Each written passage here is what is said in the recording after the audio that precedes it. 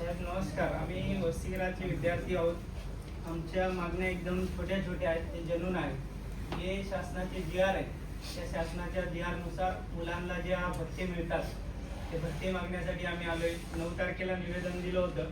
त्या दिवशी आपण नव्हतात असं कळालं आणि आपण नवीन आहात म्हणून बऱ्याचशा गोष्टी आपल्याला माहिती नसतील. पण या डिपार्टमेंटमध्ये असं आहे की जोपर्यंत विद्यार्थी ऑफिसला येऊन आंदोलन करून मागत नाहीत तोपर्यंत कुठलीही गोष्ट मिळत नाही. हे 2013 पासूनचा पायंडा आपल्या डिपार्टमेंटला पडलेला आहे. मला अपेक्षा आहे तुमच्याकडून की तुम्ही नवीन आलात तर यामध्ये सुधारणा करा. म्हणून आज शांततेमध्ये आणि स्वच्छ मनाने आपल्याकडे आम्ही आज आलेलो आहोत. आमचं म्हणणं आहे की आपली जी भोजन व्यवस्था होती ती बंद करून आम्हाला भोजन डीबीटी देण्यात आली. जर आपण 11/11/2011चा शासन निर्णय जर बघितला तर त्यामध्ये मी डायरेक्ट जेवणावरती येतो, कारण जोपर्यंत पोटामध्ये नाही तोपर्यंत शिक्षण किंवा मन स्थिर राहत नाही. म्हणून बाकीच्या मागण्या ठीक आहेत. पहिला शासन निर्णय होता 11/11/2011चा. त्यामध्ये मुलांना जेवणामध्ये नाश्ता, पोहे, शिरा, उपमा, दूध, अंडी, केळी हे नाश्त्यामध्ये मिळायचं सकाळी, आणि दुपारच्या टायमामध्ये जेवण आणि संध्याकाळच्या टायमामध्ये जेवण, अशी एक भोजन पद्धती होती. त्यावेळेस ही पद्धत होती.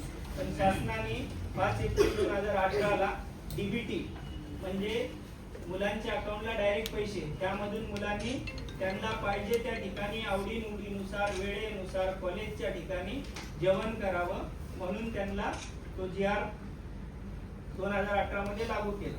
पण हॉस्टेल संकल्पना अशी होती की अनुसूचित जमातीच्या विद्यार्थ्यांना त्यांच्या गावापासून बाहेर राहून उच्च शिक्षण घेण्याची सोय व्हावी म्हणून हे हॉस्टेल चालू करण्यात आले होते. तर त्यावेळेस 2018ला आमच्या जेवणाचा जो रेट होता तो रेट ठरला होता तो 11/11/2011च्या GR नुसार. कारण का त्यावेळेस भोजन ठेके जे होते 3,000 ते 3,500 मध्ये ठेकेदार टाकायचे, म्हणून तो रेट आम्हाला दिला जात होता. तर वसतिगृहाची त्यावेळेस विभागणी केली. अ, ब, ग, ड महानगरपालिका, विभागीय शहर वसतिगृह आणि जिल्हास्तरीय. तर महानगरपालिका आणि विभागीयला 3,500 रुपये दर आणि जिल्हा ठिकाणी 3,000 रुपये दर. तर त्यावेळेस हा जो भोजन भत्ता आहे तो त्रैमासिक ठरवला होता, म्हणजे 3 हप्त्यामध्ये 3 सायकल मध्ये. तर ती सायकल पहिली सायकल असेल ती 3 महिने आगाऊ, म्हणजे ज्यावेळेस मुलाचा प्रवेश होतो जून मध्ये त्यावेळेस त्याला ऑगस्ट पर्यंतचे पैसे दिले जायचे, ते ऍडव्हान्स मध्ये. मग ती जी आहे दरवर्षी इकडं तिकडं होत ती आतापर्यंत चालली. पण या वर्षी त्याच्यामध्ये नवीन GR आला जो की 10 वर्षाचा जो महागाई वाढली, कोरोना काळ आला, त्यामध्ये दर वाढले जेवणाचे, भाजीपाल्याचे, सगळ्याचे, म्हणून आम्हाला वाढीव रक्कम दिली. आमची मागणी होती कमीत कमी आम्हाला चहा, नाश्ता, दूध काही नको, पंचपाकवान नको, आम्हाला फक्त 2 टायमाचं जेवण द्या, पोटभर द्या, त्यासाठी लागणारे पैसे. आज जर महानगरपालिका किंवा विभागीय जिल्हास्तरीय कुठेही जरी गेलात तुम्ही तर एक थाली पोटभर नाही, फक्त एक थाली, त्यामध्ये 3 चपात्या, भात, भाजी, वरण, याचा रेट कमीत कमी 80 ते 90 रुपये किंवा 100 रुपये आहे एका टायमाचा. आम्हाला एका टायमात 50 रुपये दिले जायचे. 50 रुपयामध्ये ही मुलं एका टायमाला वडापाव खायची आणि एका टायमाचं जेवण करायचे. असे बरेच मुलांची उपासमारी व्हायची. काही मुली चक्कर येऊन रस्त्यामध्ये पडायच्या. तर ह्या परिस्थितीवर त्यांनी आम्हाला 2018च्या नंतर आता 24/6/2025 रोजी म्हणजे जून महिन्यामध्ये 24 तारखेला मंत्रालयामध्ये बैठक झाली आणि त्यावर GR काढला तो 4/7/2025 ला. त्यामध्ये भोजनाचा दर त्यांनी 3,500 वरून 5,000 केला विभागीय आणि महानगरपालिका, आणि जिल्हास्तरीय 3,000 वरून 4,500 केला. त्यामध्ये देखील आमचं पोट भरत नाही, तरी पण आम्ही ऍडजस्टमेंट करायला तयार होतो, कारण आम्ही शिक्षणासाठी आलोय, इथं जेवणासाठी नाही आलो. जेवणासाठी आल्याच्या नंतर तुमचा GR म्हणतो की त्रैमासिक पद्धतीने 3 महिने आगाऊ आणि वसतिगृहामध्ये मुलाचं ऍडमिशन झाल्याच्या नंतर 7 दिवसामध्ये डीबीटी मिळायला पाहिजे. पण या वर्षी 3 महिने लेट आम्हाला डीबीटी मिळाली. शैक्षणिक भत्ता अजून मिळाला नाही, निर्वाह भत्ता अजून मिळाला नाही, भोजनाचे पैसे मिळाले ते 2018च्या GR प्रमाणे. आताचा जो GR लागू झाला जून महिन्यामध्ये त्याच्यावर कुठलेही आम्हाला वाढीव पैसे मिळाले नाही जुन्या दराने. म्हणून आमचं शासनाला म्हणणं होते की तुम्ही 3 महिने लेट दिले, त्याचं कारण सांगितलं की वाढीव दराने पैसे देणार, आणि पैसे दिले जुन्या दराने. आपलं डिपार्टमेंट महत्वाचं आहे का IT सेल महत्वाचं? कारण आपल्या डिपार्टमेंटचा GR आहे, IT सेलचा आमचा काही संबंध नाही.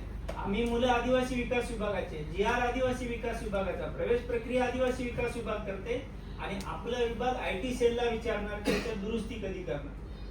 जर 3 महिने अगाऊ पैसे द्यायचे असतील तर या GRच्या नुसार किंवा वेबसाईट मध्ये काय पोर्टल वगैरे चेंज करायचं असतं तर ती पूर्वनियोजित राहायला पाहिजे होती. बैठक जून महिन्यामध्ये झाली, GR जुलैमध्ये निघाला, पण त्यामध्ये कुठलंही अजून IT डिपार्टमेंटनी IT सेलनी काही त्याच्यामध्ये चेंजेस केलं नाही. मग मुलांना आता पहिली सायकल पडली, 3 महिने लेट पडली तरी मुलांनी ऍडजस्ट केलं, मुलांनी काय बोलले नाही. त्याच्यानंतर आता दुसरी सायकल पडली म्हणजे 6 महिन्याचे पैसे पडले ते जुन्या दराने. मग हा GR कधी लागू करणार? मग हा GR लागू करण्यासाठी मुलांनी वॉर्डनांना विचारणा केली, तर वॉर्डन म्हणतात तो IT सेल मध्ये वेबसाईट मध्ये एडिशन चालू आहे, नवीन पोर्टल तयार करणार आणि त्या पोर्टलवर मग माहिती भरणार, वॉर्डन माहिती भरणार, त्याच्यानंतर माहिती भरल्यावरती ती PO ला जाणार, PO सँक्शन करणार, त्याचा फरक ठरणार, मग ATC ला येणार, ATC आयुक्ताला देणार, मग आयुक्त त्यावरती ऑर्डर पास करणार, त्याच्यानंतर मग IT सेल कडे जाणार, IT सेल फरक बनवणार, त्याचं बिल बनवणार, कोषागार ट्रेझरीला जाणार, पास होणार, मग IT सेलला पैसे जाणार, मग मुलांना येणार. ऑलरेडी 6 महिने झालेले, एवढी प्रोसेस व्हायला अजून 6 महिने जाणार. मग हे जर वर्षभर जर मुलांना जुन्या दराने देत असतील तर त्यांची होणारी जी 50 रुपयामध्ये उपासमारी आहे ती अजून वर्षभर चालणार का? ते तुम्ही कधी चालू करणार? आयुक्तालयाने शासनाला पत्र केलं आहे, त्याच्यावर त्यांचा जो रिप्लाय आला की तुम्हाला काल पाठवला तर त्याच्यामध्ये त्यांनी साधारणतः 17 तारखेपर्यंत तो कॅब उपलब्ध होईल आणि डिफरन्स सेलचा असं त्यांनी तो मेल आयुक्तालयाला जो पाठवला होता तो मेलची मी प्रत मिळवली होती. त्याच्यात त्यांनी म्हणलं की 17 तारखेवर 7 वर्किंग डेज आम्हाला लागतील आणि फर्स्ट अँड सेकंड जनरेशनची जी टोटल अमाऊंट आहे तर ती 17 सप्टेंबर 2025 पर्यंत आमचं कॉम्प्युटरचं वर्किंग पूर्ण होईल. त्यानंतर आम्ही टॅब उपलब्ध करून डिफरन्स सगळी अमाऊंट, पहिली डिफरन्स आणि पुढची. सर ते टॅब ओपन करून देणार आहेत माहिती भरण्यासाठी वॉर्डनला, पैसे नाही टाकणार आहेत 17 तारखेला. पैसे आहेत ना आपल्याकडे? हो पैसे आहेत, मांडलंय कुठं? ते टॅब ओपन करून देत आहेत ना. ते टॅब ओपन केल्यावरती वॉर्डन त्यावर माहिती भरणार मुलांची. आता गोवेकर सर आता ही जी पहिल्या माहितीच्या आधारे तुम्ही डिफरन्स कॅल्क्युलेट करू ना, त्याला परत वाढवून आता याच्यामध्ये टॅबला परत कॅल्क्युलेशन येणार नाही. हे परत काय करणार, आता सध्या जुन्या दराने दिली गेलेली आहे, नवीन दराने जे येणार आहे ते टॅबमध्ये डायरेक्ट एरियस येणार, तो डिफरन्स येणार आणि तो डायरेक्ट त्यांच्या अकाउंटला जमा होईल. डायरेक्ट 17 तारखेला जमा होतील. नाही, टॅब ओपन होऊन 17 तारखेला असेल. टॅब कोणासाठी ओपन होईल? टॅब हा गृहपालपासून सगळ्यांना ओपन होतो, कारण की हे ऐका ना, जो जो डिफरन्स अमाऊंट आहे हे गृहपाल एकदा चेकआउट करून घेतो. त्यांनी चेकआउट केल्यानंतर ते रेकमेंड करतो, रेकमेंड केले की ते या कार्यालयात आल्यानंतर ते बिल तिथून जनरेट होईल. आमच्या स्तरावर डिले होऊ देणार नाही एवढं नक्की बघेल. हे बरोबर आहे सर, आपण आला तुमच्यावर विश्वास आहे, डिपार्टमेंटची लोक तेच आहेत, काही बदल झालेला नाही. पण होतंय कसं, ज्यावेळेस आम्ही मागायला येतो त्यावेळेस आठवण येते का? नाही आमचं 9 तारखेला हे गोवेकर तर पाठपुरावा करतच होते, परंतु तुमचं निवेदन कदाचित शासनाला असावं किंवा आयुक्तांना असावं. आयुक्तांचं पहिलं जे पत्र आहे आयुक्त कार्यालयाचं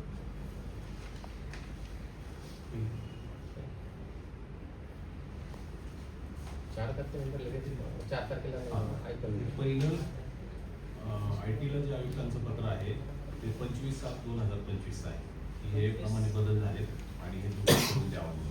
त्यांनी दिलं नाही म्हणून पुन्हा 29/8 सुडे साहेबांच्या सहीचं पत्र आहे IT डिपार्टमेंटला की हे तात्काळ दुरुस्ती करून द्यावी आणि परत त्यांनी 9/9 सुद्धा परत काल नाही त्यांनी आपल्या विभागानं परत IT ला गेले 9/9 की मुलं आंदोलन करण्याच्या मनस्थितीत आहेत, त्यामुळे तुम्ही तात्काळ करावं. मग त्या मेललाच त्यांनी निर्णय दिला होता की आम्ही 17 तारखेपर्यंत आम्ही करू असं. सर महत्वाचं काय माहिती का, हे जे पोर्टल आहे ते IT वाल्यांकडे आहे, ह्यावर जे मुलं ऍडमिशन करतात तो डेटा ऑलरेडी आहे. तो जर डेटा ऑलरेडी त्यांच्याकडे आहे, मुलांचे प्रवेश झालेले माहिती आहेत, प्रवेश मध्ये मुलांचे किती प्रवेश सँक्शन झाले ते ऑलरेडी त्यांच्याकडे आहे. वॉर्डनकडे काहीच नाही. वॉर्डनला कळतही नाही की मुलांना कधी कॉल लेटर गेलेलं आहे. मुलगा ज्यावेळेस हॉस्टेलला येतो त्यावेळेस त्यांना कळतं की याचं ऍडमिशन झालंय. आपल्याकडे पहिलं लिस्ट लागायच्या, पण त्या लिस्ट हॉस्टेलमध्ये वॉर्डन लावायच्या, त्यावेळेस वॉर्डनकडे रेकॉर्ड होता. आता वॉर्डनकडे नाही, ही IT सेलकडे ऑलरेडी रेकॉर्ड आहे. 17 तारीख सांगितली, सध्याच्या 2-4 दिवस मागे वगैरे होऊ शकतं समजा एखादं. त्यांनी तर म्हणलं नाही की आम्ही खूपच 3 महिने ऍडजस्ट केले साहेब. आम्ही 17 तारखेपर्यंत ऍडजस्ट करत नाही असं नाही म्हणत आहे, पण ही प्रोसेस तुम्ही सांगता तशी होईल का एवढं आम्हाला लेखी पाहिजे. हे शासनाचं तुम्हाला दिलं लेखी दिलं. नाही शासनाचं असू दे, आता तुम्ही शासनच आहे. आम्हाला इथं तुम्ही जवळ आहे म्हणून आम्ही तुमच्याकडे आलो. आयुक्त जवळ राहिलं असतं तर आयुक्ताकडे गेलं असतं. कनेक्टेड एकच आहे डिपार्टमेंट, वेगळं नाहीये. तुम्ही त्यांना फोनवर कॉन्टॅक्ट करा किंवा IT वाल्यांना कॉन्टॅक्ट करा, एवढे पॉवर तुम्हाला आहे. IT वाले का तुमच्यापेक्षा मोठे नाहीये, ते फक्त हँडल करतात. IT आहे गव्हर्नमेंटचा जरी असला तर हँडल करणारे सगळे प्रायव्हेट आहेत. आणि त्यांना एवढे तेवर आहेत की घरपालाला सुद्धा भाव देत नाही.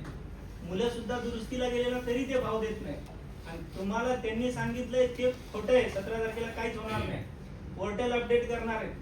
पोर्टल मध्ये अपडेट करायसारखं काहीच नाही. टॅब नवीन ओपन करायसारखं काहीच नाही. फक्त निर्वाह भत्ता, भोजन भत्ता आणि शैक्षणिक भत्ता याची अमाऊंट वाढवायची आहे. ऑलरेडी ते DBT अकाउंटला टाकतात मुलांच्या, डेटा पूर्ण आहे. ज्याचा प्रवेश झालेला आहे त्याचा रेकॉर्ड आहे त्यांच्याकडे. नवीन ह्याला ते तुम्ही म्हणता त्या प्रॉब्लेम होऊ शकतो, पण तो डिफरन्स जो कॅल्क्युलेट करायचा आहे त्यासाठी त्यांना काहीतरी फॉर्म्युले टाकायला लागतील. डिफरन्स कॅल्क्युलेट करायला सर त्यांनी निर्वाह भत्त्याचे पैसे दिले नाही, त्याचं काय डिफरन्स करणार आहे ते? जी काय नवीन दराची अमाऊंट आहे ती टाकायची, शैक्षणिक भत्त्याची नवीन जी काय आहे ती टाकायची. त्याचा डिफरन्स नाही. डिफरन्स राहिला तुमचा भोजनचा, जेवणाचा. आता 6 महिन्याचा डिफरन्स त्यांचा कॅल्क्युलेट करा की एका मुलाला वाढीव 1500 रुपयाप्रमाणे किती होता, ती अमाऊंट बदलायची. वॉर्डन थोडी सांगणार आहे की माझ्यावर एवढे प्रवेशित झाले. ऑलरेडी प्रवेशित रेकॉर्ड तिकडच आहे, आपल्याकडे काहीच नाही. पाठपुरावा करू आपण, काही प्रॉब्लेम नाही. स्वतः मी परत एकदा आज बोलतो त्यांच्याशी. पाठपुरावा नाही साहेब, त्यांच्याकडून तुम्ही लेखी घ्या ना, आम्हाला तुम्ही पण लेखी द्या. त्यांचं लेटर जोडून की 17 तारखेपर्यंत, 20 तारखेपर्यंत, 30 तारखेपर्यंत मुलांना पैसे मिळून द्या.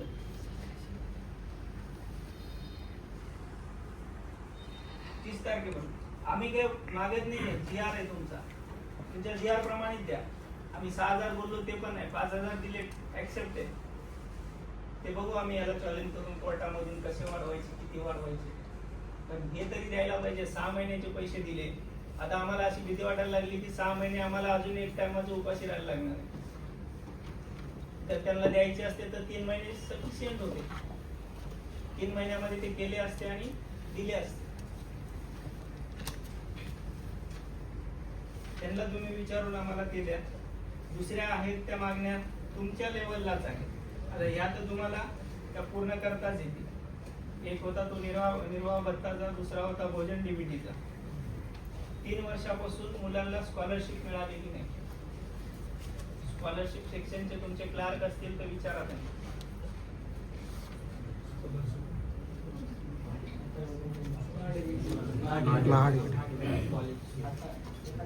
गोवेकर साहेब आहेत का? तुम्ही 10 महिन्याचे पैसे द्या ऑर्डरला जबरदस्ती करताय मुलांना. असं काही नाही. मग शासन निर्णयामध्ये 12 महिने इन्क्लुडिंग आहेत, पण 10 महिन्याचे देय आहेत. ते कुठले? BA, BCom, BSc, 11वी 12वी जनरल कोर्सेस साठी. पण तुम्ही व्यावसायिक अभ्यासक्रमाला पण तुम्ही 10 महिनेच टाका असं का सांगताय? असं नाही काही, शासकीय नियमानुसार त्यांना टाकायचं. तुम्ही त्याचे पत्र व्यवहार अजूनही थांबवून ठेवले. जव्हारच्या फक्त प्रकल्पासाठी, एका प्रकल्पासाठी सगळ्या प्रकल्पाच्या त्यांनी अहवाल थांबवून ठेवलाय. सो हे 10 महिन्याचे वाढीव 12 महिने करावे आणि कोर्स नुसार व्यावसायिक अभ्यासक्रम महिन्याचा जो आहे लाभ आता सिस्टीम मधूनच दिला जातो. हा कुठेही कोणी आणू शकत नाही. जो लाभ विद्यार्थ्यांना द्यायचा तो सिस्टीम मार्फतच दिला जातो. सिस्टम तर मध्ये कोणी याच्यामध्ये अडकाठी करू शकत हो. नाही, आणू शकत सिस्टम कोणी बनवलंय? आपण आपण बंदच असते ना. मग आपला GR आहे ना 12 महिन्याचा त्रिमासिक. त्यात कोणी मग अडकाठी 10 केली महिने नाही. द्या असं का? असं कोणच म्हटलं नाही. 10 महिने कंपल्सरी 10 महिने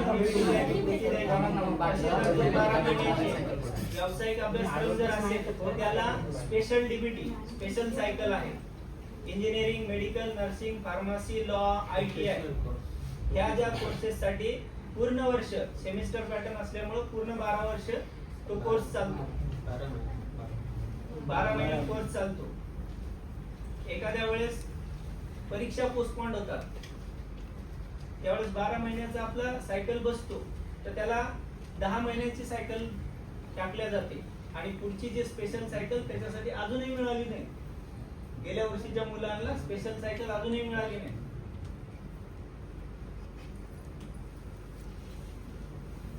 सिस्टीम मध्येच तसं 10 महिन्याचा बिल आहे. त्यांच्याकडून माहिती मागवली होती, आपण शासनाला कळवली. मला दाखवा ना. येस. पहिला हप्ता जून ते ऑगस्ट, दुसरा हप्ता सप्टेंबर ते नोव्हेंबर, तिसरा हप्ता डिसेंबर ते फेब्रुवारी, चौथा हप्ता मार्च ते मे, एकूण 12 महिने. शासन निर्णय. पण आम्हाला द्या ना साहेब, जेवणाचे पैसे ते आम्ही कुठं काय एक्स्ट्रा मागतोय? अडचणच नसावी ना, डिपार्टमेंटलाही नसावी, कुठल्या अधिकाऱ्यालाही नसावी. आम्ही म्हणतोय का इन्क्रीमेंट थांबवा तुमची, आम्ही म्हणतोय का वाढीव भत्ता तुमचा थांबवा, आम्ही नाही म्हणत. आम्हाला काय घेणं देणं नाही ना, तुम्ही शासकीय नोकर, तुम्हाला त्याचे राईट्स आहेत. पण आमच्या विकासासाठी तुम्ही बसलेत ना, आमचे राईट्स नका ना हिरकावून घेऊ. 2 महिन्याचा फरक येतो फक्त, आणि ते पण स्पेशल जे कोर्सेस आहेत त्यांच्यासाठी. ते पूर्ण 12 महिन्याचे स्पेशल सायकल सगळ्या मुलांना पैसे मिळाले पाहिजे. मागील 3 वर्षापासून रखडलेली स्कॉलरशिप रखडल्यामुळे होतं काय साहेब, मुलांचे कोर्सेस कम्प्लीट होऊन जातात, कॉलेजला पैसे मिळाले नाही तर मुलांना ती पूर्ण फी भरावी लागते, तरच ओरिजिनल डॉक्युमेंट्स मिळतात. जर ओरिजिनल डॉक्युमेंट मिळाले नाही, त्या मुलाला पुढं ना मेडिकलचं रजिस्ट्रेशन करता येते, ना फार्मसीचं रजिस्ट्रेशन करता येते, ना लॉचं रजिस्ट्रेशन करता येते, ना नर्सिंगचं रजिस्ट्रेशन करता येते. ते रजिस्ट्रेशन 2-2 वर्ष थांबलेले. खारघरचं YNT कॉलेज आहे, मुलांना स्कॉलरशिप मिळाली नाही, मुलांनी तिथं ओरिजिनल डॉक्युमेंट मागितले, वाद केला, तर त्यांच्या LC वरती रेड साईननी शेरा मारला. 89,000च्या 2 इन्स्टॉलमेंट कॉलेज अजून बाकी आहेत मागच्या वर्षाच्या. YMT येरला medical college, nursing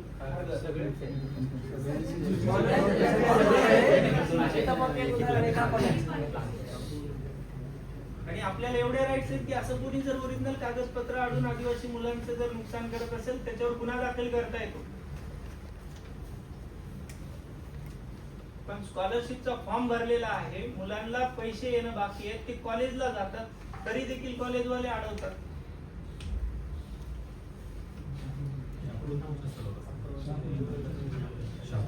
bill काय काय बिल नॉट जनरेटेड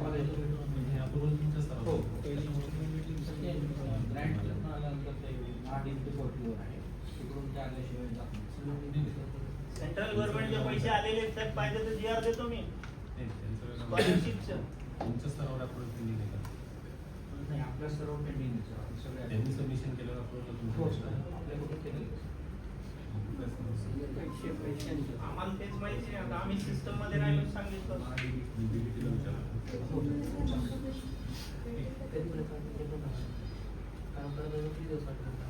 ठीक आहे,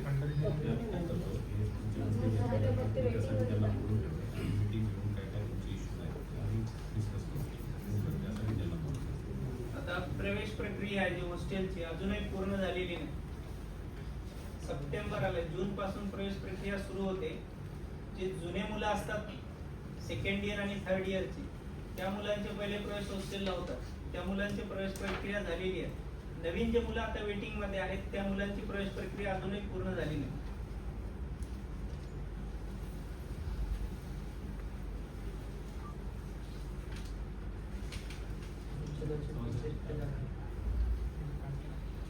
व्यावसायिक जे अभ्यासक्रम आहे त्याच्या संदर्भात माझ्याकडे जर बघितलं सर तर आता विभागीय स्तर जे आहे 196 प्रवेश दिलेले आहेत, 56,000 झाली.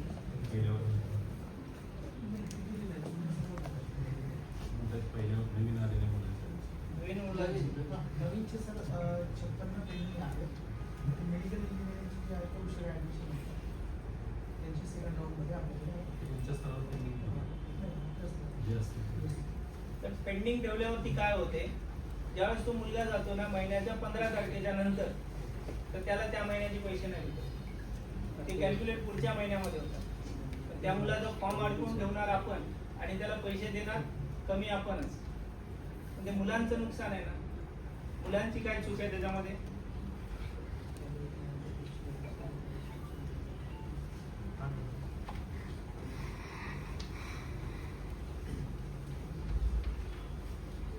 जे 500 क्षमतेची वसतिगृह आहे आपल्या एटीसी मध्ये, एक चेन अंतर्गत पनवेलला आहे. त्या ठिकाणी 500 क्षमता भरली जात नाही. 2013 पासून हॉस्टेल चालू झालेलं आहे. तेव्हापासूनची जर आता कॅल्क्युलेशन केली आपण, दरवर्षी 200 ते 250 मुलं आपण भरतो. आता 300 भरायला लागली. तेवढे क्षमते जर पूर्ण झाले तर मुलं वेटिंग मध्ये राहणार नाही. कित्येक मुलांना ऍडमिशन भेटत नाही. कित्येक मुलं ऍडमिशन हॉस्टेलला भेटलं नाही म्हणून ते गावी परत जात आहेत, शिक्षण सोडतायत. बिल्डिंग मी सुद्धा दाखवली होती.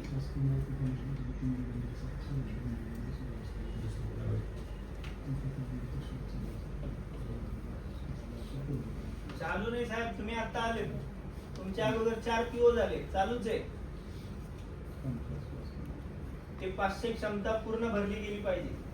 आणि पुण्याला वाकडला मुलींचं हॉस्टेल आहे, तिथं देखील 500 क्षमता आहे.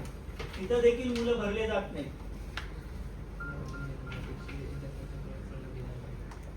अजूनही 300 मुलींचे प्रवेश प्रलंबित आहेत तिथं.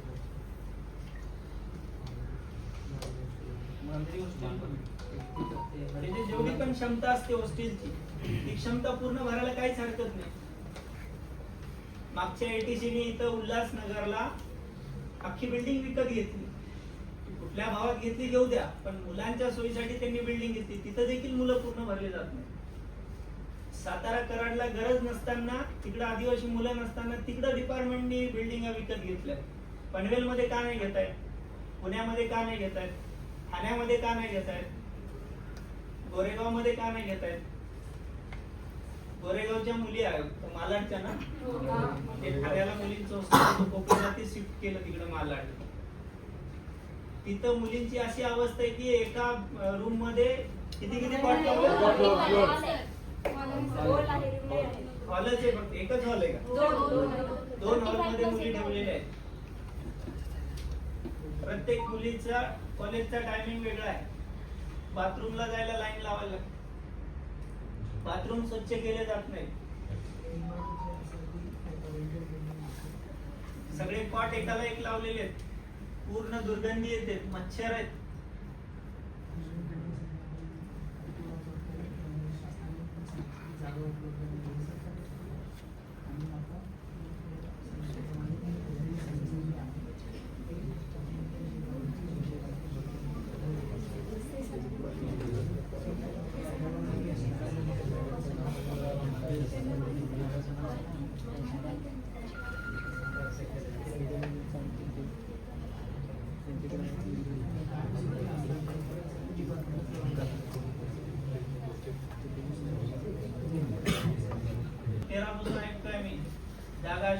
जागा शोधतोय, बिल्डिंग शोधतोय, काही होत नाही. तुम्ही नवीन आहे, तुम्हाला तेच सांगतील जागा शोधतोय. त्या मुलींच्या बिल्डिंगला तडे जात आहेत. ITIच्या बिल्डिंग मध्ये हॉस्टेल आहे, खालती पोलीस स्टेशन आहे, वरती हॉस्टेल आहे.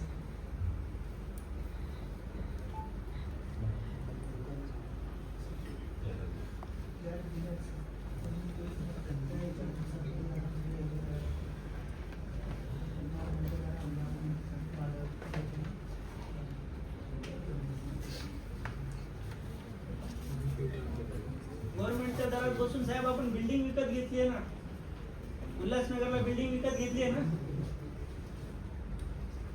गव्हर्नमेंटच्या दराच्या बाहेर जाऊन विकत घेतली साहेब. खूप महागामध्ये घेतली. तिथला लोकल रेट पेक्षा जास्ती घेतली. मग भाड्यांची बिल्डिंग का नाही भेटत? ते अजून पण नावावर नाही शासनाच्या.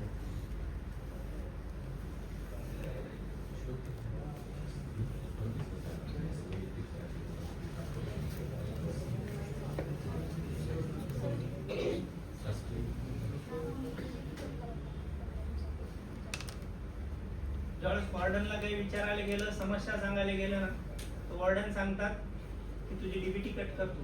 तुझे महिन्यातले 15 दिवस भरले नाही, 8 दिवस भरले नाही, तू साईन नाही केली, मास्टर लपून ठेवणार, ऑफिस मध्ये मास्टर ठेवणार, सह्या कुठं करणार आम्ही, आमची अब्सेंटी लावणार आणि आम्हाला डीबीटी कमी टाकणार.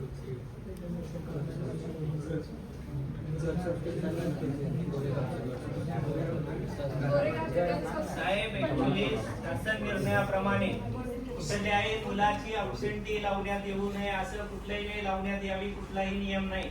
सर सगळ्यात त्या मुलांना हॉस्टेलला ऍडमिशन झाल्यापासून प्रत्येक महिन्याची डीबीटी पडली पाहिजे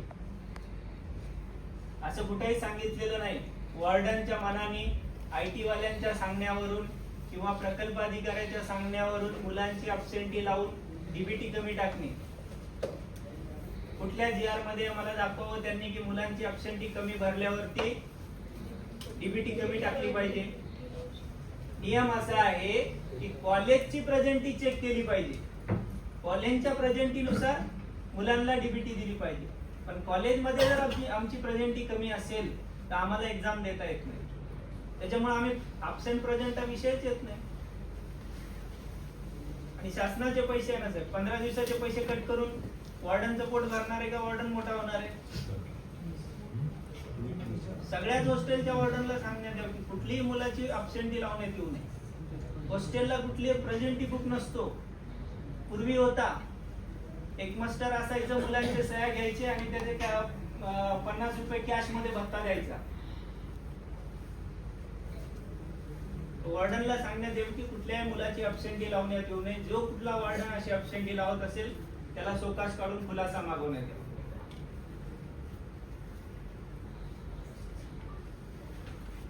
वसतिगृहामध्ये टीव्या होत्या, शासनाकडून पुरवलेल्या मोठ्या मोठ्या 32 इंचीच्या टीव्या होत्या. त्या टीव्या हॉस्टेलमधून गायब आहेत. हॉस्टेलमध्ये प्रत्येक हॉस्टेलला 9 कम्प्युटर दिले होते. कम्प्युटर गायब आहेत, मुलांना ते यूज साठी पण नाहीत. बऱ्याच हॉस्टेलचे कम्प्युटर ATC ऑफिसला आहेत, PO ऑफिसला आहेत. ते आमच्यासाठी होते का डिपार्टमेंटसाठी होते? आता काळाची गरज आहे, प्रोजेक्ट कम्प्युटरवर बनवायला लागतो. प्रत्येक एज्युकेशन साठी प्रोजेक्ट कंपल्सरी 40 मार्क त्याच्यासाठी आहे. आम्हाला कम्प्युटर उपलब्ध करून देत नाही. ते कम्प्युटर आपल्या लेवलला दरवर्षी दिले जाऊ शकतात.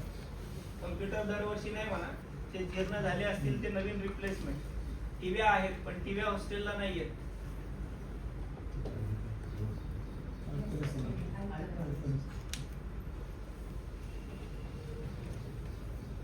ते काया पालट नको ते काया पालट आणलं, आमचे सगळे रूमच बेडनी भरून टाकले, टेबल खुर्च्यानी गरजच नव्हती.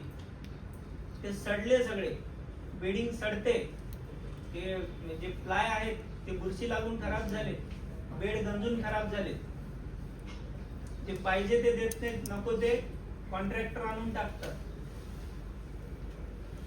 टीव्ही दिली पाहिजे, संगणक दिले पाहिजे. आणि जे हॉस्टेलमध्ये प्रवेश मिळत नाही ज्या मुलांना, त्याच्यासाठी आपण एक स्वयं योजना राबवतो.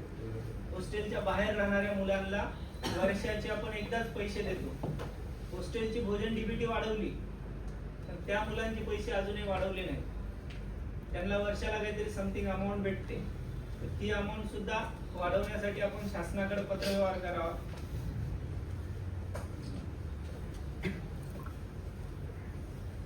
जी मुलं असतात हॉस्टेलमध्ये त्या मुलांना बिल्डिंगच्या छताचे स्लॅब कोसळतात त्यांच्या अंगावर.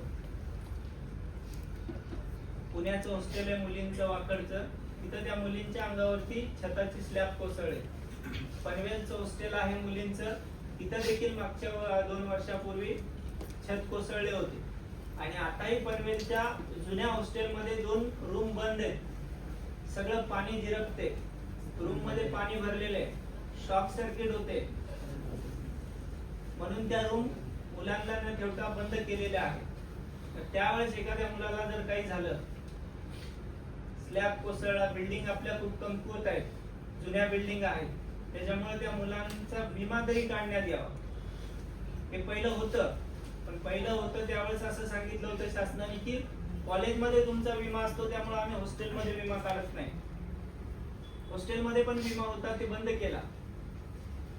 जसं आश्रमशाळेला सामुग्र अनुदान देय असतं विद्यार्थ्यांना, तसं वसतिगृहाच्या मुलांचा विमा काढण्यात यावा, जेणेकरून कुठला अपघात झाला तर त्याचे गावी असलेले गरीब आई वडील त्याच्या नोकरीवर आधारित असून त्यांनी त्यांना शिकवलं होतं, त्या मुलांना त्यांच्या आई वडिलांना तरी काहीतरी हातभार लागला पाहिजे म्हणून त्यांचा विमा काढण्यात यावा.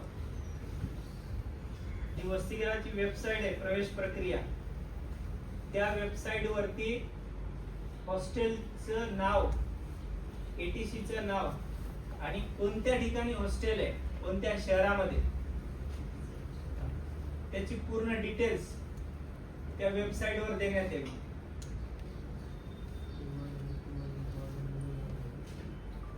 एखादा मुलगा मुलगी फॉर्म भरायला जातो, रॅन्डमली तिथं फिमेल मेल असते, तो माहिती भरतो, रजिस्ट्रेशन करतो, तिथं मेल असेल किंवा फिमेल असेल, जर मुलगा भरला तर तिथं फिमेल राहून जातं आणि मग त्याचं रजिस्ट्रेशन झाल्यावर त्याला डबल रजिस्ट्रेशन करता येत नाही किंवा त्याला फॉर्मही भरता येत नाही. मग ते गृहपाल लेवलला मेल फिमेल चेंजेस करण्याचा ऑप्शन असायला पाहिजे.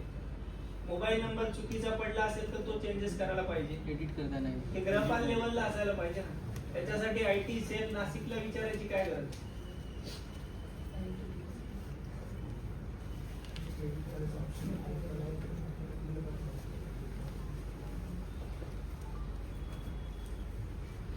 हॉस्टेलमध्ये पण ऍडमिशन होतात. हॉस्टेलला ऍडमिशन झाल्याच्या नंतर जो रिक्त कोटा असतो, भरलेल्या जागा आणि रिक्त जागा या तिथं मुलाला फॉर्म भरताना दिसल्या पाहिजे. कारण का तर एका मुलाला एकच हॉस्टेल निवडता येतं, दुसरं हॉस्टेल निवडता येत नाही. मग त्यांनी जर ते हॉस्टेल तिथं जागा फुल झालेल्या असतील आणि तिथंच फॉर्म भरला तर त्याचा नंबर लागत नाही. जर हे डिस्प्ले झालं तर मुलगा त्या हॉस्टेलला जागा आहेत का नाही ते बघून तो फॉर्म भरू शकतो. असं वेबसाईट मध्ये तिथं चार्ट किंवा काय करता येईल, टॅब तो तिथं केला पाहिजे.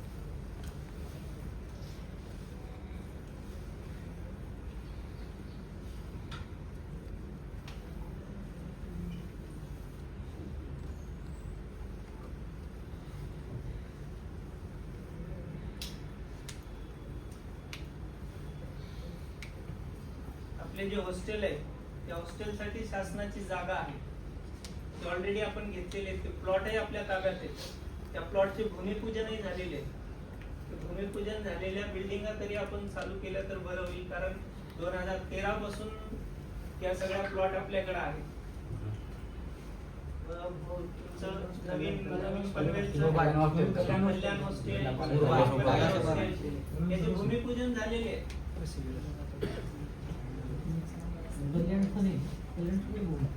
कल्याणचं भूमिपूजन नाही, प्लॉट आहे ना तुमचा, जागा आहे ना.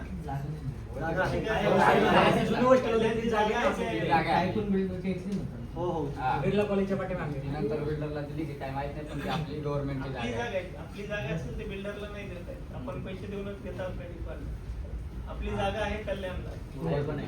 सर बोलले काय दिवसात आता काम पण सुरू होईल तिथे, पण आज एक वर्ष झालं काहीच नाही. एकूण 7 वर्ष झालं आपली जागा काय ना काय कारण असून 7 वर्ष झाले सर. होईल साहेब, होईल. 13 पासून ऐकतोय आम्ही.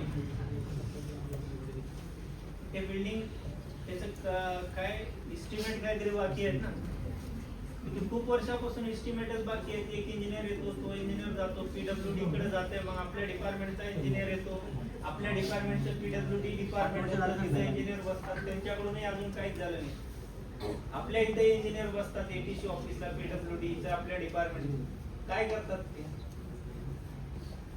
त्यांना प्लॅन तयार करता येत नाही ना, बिल्डिंगही चालू करता येत नाही. पनवेल मुलींचं हॉस्टेल नवीन हॉस्टेल आहे साहेब, सगळं कळतं. Same age Mirabai sir. 3 वर्ष झाली सर. मीराबाई. बिल्डिंग सगळे चालू hostel. 3 वर्ष झाली. जे वॉशरूमच्या साईडला रूम्स आहेत तिथं सगळं पाणी आहे आणि 2-3 रूम बंद आहेत. 17 वेळेस चेंजेस करतात, पैसे देतात, तोडफोड करतात, बाथरूम बंद ठेवतात कामासाठी, काहीच होत नाही. तशीच हाल असते.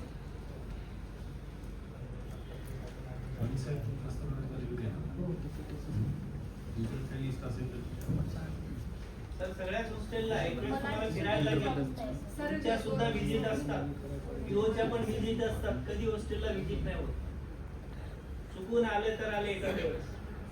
GR नुसार 11/11/2011च्या GR मध्ये प्रकल्प अधिकाऱ्याचे विजिट लिहिलेले आहेत, ADC साहेबांचे विजिट लिहिलेले आहेत, आयुक्त साहेबांचे विजिट आहेत. कोण येत नाही. हॉस्टेलची मुलं इथपर्यंत यायची गरज नाही. आम्ही आलो पण नसतो तर हे वेळेवर झालं असतं.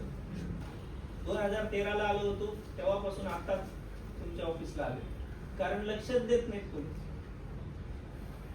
अधिकाऱ्यांना काहीच पडलेलं नाही. ज्यावेळेस मुलं येतात त्यावेळेस तेवढ्या पुरतं हो हो. पण आता अपेक्षा आहे तुमच्याकडून. आम्ही कुठल्या अधिकाऱ्याला असं शिस्तीमध्ये बोललेलं नाही आजपर्यंत. सर, मॅम जे आम्हाला स्पेशल डीबीटी साठी आम्ही अर्ज वगैरे देतो ना कॉलेजमधून, ते एक्सेप्ट करतात आणि मॅम आम्हाला स्पेशल डीबीटी टाकतात. पण त्यानंतर मॅमने आमचं जे आम्ही ऍप्लिकेशन भरलं ना आणि रिन्यू केलं ना, तर त्यानंतर त्यांनी सप्टेंबरपर्यंत आमचं हे केलं नाही, अप्रूव्ह केलं नाही त्यांनी ऍप्लिकेशन. स्पेशल डीबीटी कुठे? जाणीवपूर्वक इतर मी सांगतो ना, ती गोंडे मॅडम साहेब सस्पेंड करा. पण त्यांना पण मुलींना त्रास दिलेला आहे.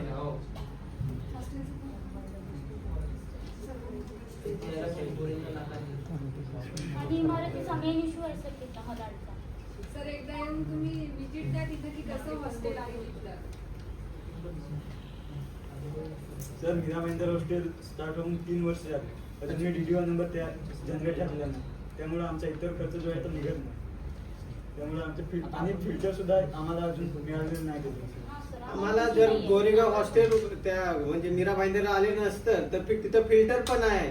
जिथं गोरेगाव हॉस्टेलचं जे फिल्टर आहेत तेच यूज करून मीरा भाईंदरवाले हॉस्टेलची मुलं आहेत ना तेच यूज करतात. आम्हाला फिल्टर नाही, काहीच सुविधा नाही. फक्त आम्ही इथं त्या दिवशी आलो त्याच्या दुसऱ्या दिवशी वायफाय फक्त बसवलेला आहे आमच्या कॉलेजला, म्हणजे आमच्या हॉस्टेलला, आणि दुसरं काहीच नाही. सरांना आम्ही सांगितलं तर सर सांगतायत की आपल्याकडे DDO नंबर नाही. DDO नंबर नाहीमुळे आपल्याला पुढचं कोणतं पण काम करता येत नाही.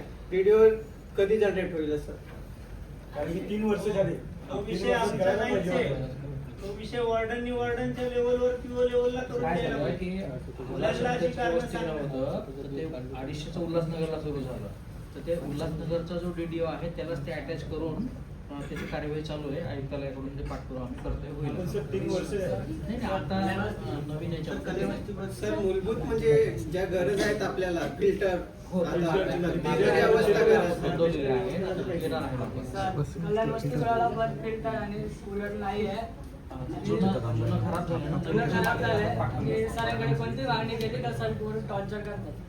त्या मुलांना पर्सनली मागणी बोलवतात. दिलेली आहे सरांनी. आपण आयुक्तालयाला सर पाठवली. प्रकल्पावरून असं आलं की ह्या पोरांना समजवा. त्यांनी म्हणजे आम्ही मागणं पाठवलं म्हणजे आम्ही मागणं केलं की हे ग्रपाला आम्हाला दाबणार. हा, म्हणजे पर्सनली बोलवलं आहे. येऊनला समजू का? नाही तर त्या ग्रुपाला आपण त्यांना हॉस्टेलला 1000 संख्येचं आहे आपलं ते हॉस्टेल. तर 250चं आपण उल्हासनगरला सुरू केलं ना तर तो DDO उल्हासनगरला मिळाला. आणि मग आता तो 250 आपलं हे 750चं मीरा भाईंदरचं आहे. तर ते दोन्हीला एकच DDO आहे. त्याच्याप्रमाणे आता आपण आणि कल्याण हॉस्टेलला जे नवीन गाद्या आणल्यात ना, नवीन गाद्या नाही, जुन्या पुराने कुठल्या तरी दुसऱ्या उचलून आणल्या. त्याच्यामध्ये आता सेवातला आणि बाकी सगळ्या नोंदी जे अधिकार आहे ते करून घेतलं आहे. साहित्य घ्यायला क्षमता लागते, DDO नाही लागत. तुमची 500ची क्षमता किती फिल्टर पाहिजे? आपण मागणी आयुक्तालयाला तुम्ही एकच दिलेली आहे. फिल्टर घेणार 500 साठी? अरे 500च्या क्षमतेचं पण फिल्टर आहे सर. सर ते कल्याण वसतिगृह दोन्ही पण 15 लाखाचे फिल्टर आहे. 2-3 वेळा शिफ्ट लावलेले झाले. हॉस्टेलला. तर का झाले ते? 6 महिन्याला शिफ्ट होतं ते. आणि आता ते एका ते लॉजची बिल्डिंग आहे त्याच्या खाली आणून ठेवलेले ते. आणि LPC मार्केटमध्ये ते अधिकारी आले होते त्या दिवशी. ते कंप्लेंट करतात. कोणाच्या आदेशानुसार इथे बिल्डिंग आणलेले तुम्ही मार्केटमध्ये तुम्ही एकत्र विजिट मारले का सर तिथे? पाणी आणायला लॉजमध्ये नाही सर तुम्ही आले नाहीत तिथे. पाणी पण नाही सर. तुम्ही आले होते रोडवर आले होते. प्यायचं पाणी पितोय. पण सर प्यायचं पाणी पितोय. हॉस्टेल आला नव्हता.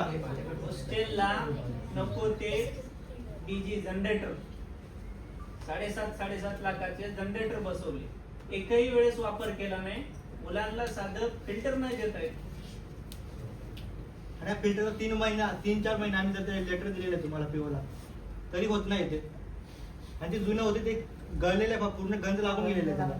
प्यायचं पाण्याचं जर झालं कालबाह्य झालेलं आहे. नवीनची मागणी आपण आयुक्तालयाला दिलेली सर, आहे. 3 महिने झाले. प्रश्नच नाही हो. मी स्वतः जारून पाणी आणतोय. हा तुमच्या लेवलचा प्रश्न आहे. मुलांना तुम्ही सांगूच नाही वरच्या लेवलला आहे, DDO चेंज करायचा आहे, साहेबाला सांगतो होणार आहे. आमचा प्रश्नच नाही तो. मुलांना आमचा प्यायचं सांबार पाणी करण्यासाठी जारून तुम्हाला आणलं. बसवलेला आहे ना, सध्या आपण ते घरमालकाकडून तात्पुरती व्यवस्था केली आहे. तर ते आम्ही ज्या भरून आणतो वरून हो ना. टेबल लॉज मधनं जावं लागतंय सुद्धा. आणि एक मुलगा पडला त्या दिवशी जाळ घेऊन, तर काय झालं असतं तर कोणता होणार त्याला? पाण्याचीच व्यवस्था नसेल तर मग बाकीच्या काय व्यवस्था असते? आमचं उल्हासनगरचं वसतिगृह चालू 4-5 वर्ष झाले, तिथे अजून बेड नाही, पोरं खाली झोपते. आणि गृहपालांना विचारलं, पीओ साहेबांना विचारलं, ते बोलते वरच्या स्तराचं आहे, वरच्या स्तराचं आहे. दरवेळेस असं वरच्या स्तरावरून उत्तर द्यायला लावते ते. सर आम्हाला इतके दिवस ना कॉट्स अवेलेबल नव्हते आणि आता नेमकंच कॉट्स अवेलेबल झालेत, पण मॅमने जेवढी कॅपॅसिटी होती त्यापेक्षा फार जास्त त्यांनी कॉट्स मागून ठेवले. जर तुमची अनुमती असेल तर थोडे फोटोज वगैरे मी आणले दाखवते. उल्हासनगरला नाही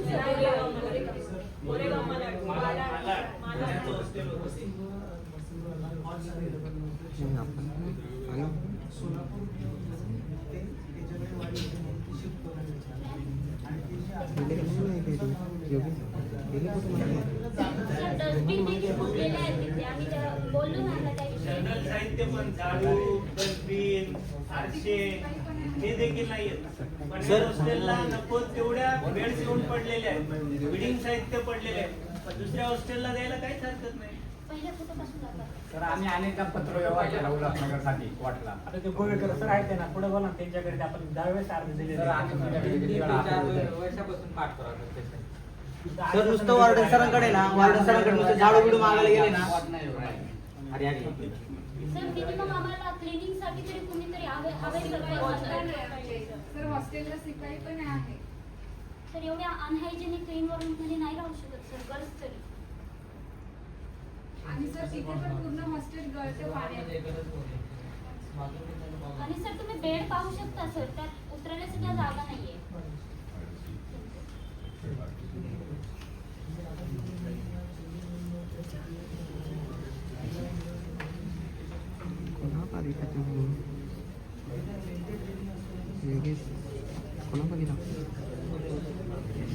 बाहेर जातोस काय?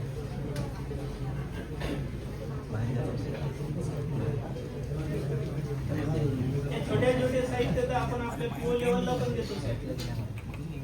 झाडू म्हणा, आरशे म्हणा, डस्टबिन म्हणा. आणि सफाई कर्मचारी तर आपल्याकडे भरपूर आहेत. सफाई कर्मचारी नाही. तर नुसते झाडू जरी वार्डन सरांकडे मागे गेले, झाडू पोछा किंवा पायपुसणी, तर सर बोलतात की आम्हाला त्याचे संपलेले, आम्हाला त्याचे घ्यायचे अधिकार नाही, ते सगळे पीओ कडे. आणि पीओ कडे गेला की पीओ वाले बोलतात की बाबा तुमच्या मुलांना सांभाळा, तुम्ही मुलं इकडे कसे काय पाठवतात? सर आमचे गृहपाल आम्हाला डायरेक्ट सांगते, मला झाडू घ्यायचा अधिकार नाही, हे घ्यायचा अधिकार नाही, ते नाही. वाटत आहे किती वेळा आम्ही त्यांना पत्र व्यवहार केला.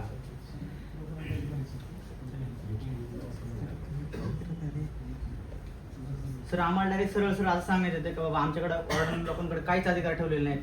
फिनेल पासून झाडू पासून तर पाय पुसणीपर्यंत सगळे अधिकार पीओ वाल्यांकडे आहेत. आम्हाला काही घेण्याचा अधिकार नाही. मग आम्ही जायचं कुठं? वॉर्डनकडे गेले, वॉर्डन बोलतात पीओला जा.